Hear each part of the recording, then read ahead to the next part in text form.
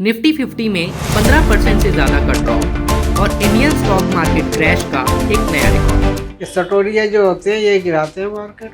ये पिछले 28 साल में पहली बार है जब लगातार 5 महीनों तक निफ्टी 50 में गिरावट आई है। सितंबर 2024 में Nifty all time high 26,000 points पे था, लेकिन 28 फरवरी को निफ्टी 50 की वैल्यू 22,150 पॉइंट से भी कम हो गई।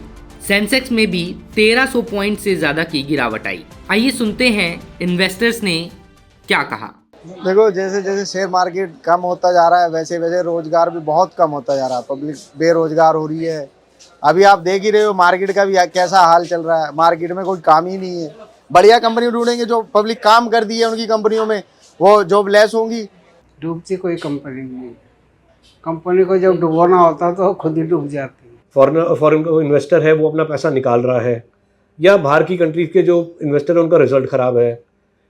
आजकल जैसे यूएस का चल रहा है, ट्रम्प साहब रोज़ नई पॉलिसी निकालते हैं, रोज़ कोई ना कोई नया एक वो दे देते हैं कि मैं ऐसा करूँगा, मैं वैसा करूँगा, जिससे मार्केट बहुत ज़्यादा फ्लक्चुएट हो रही है।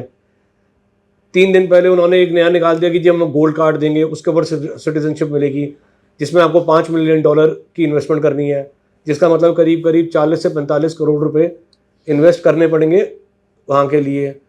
सेकेंडली, उनकी पॉलिसीज आ रही हैं ड्यूटीज़ की। जैसे वो हिंदुस्तान के लिए बोल रहे हैं कि हिंदुस्तान अगर हमारे प्रोडक्ट पे इतनी ड्यूटी लगाएगा तो हम भी उनके प्रोडक्ट पे ड्यूटी लगा देंगे, वरना वो ड्यूटी कम करी जाए।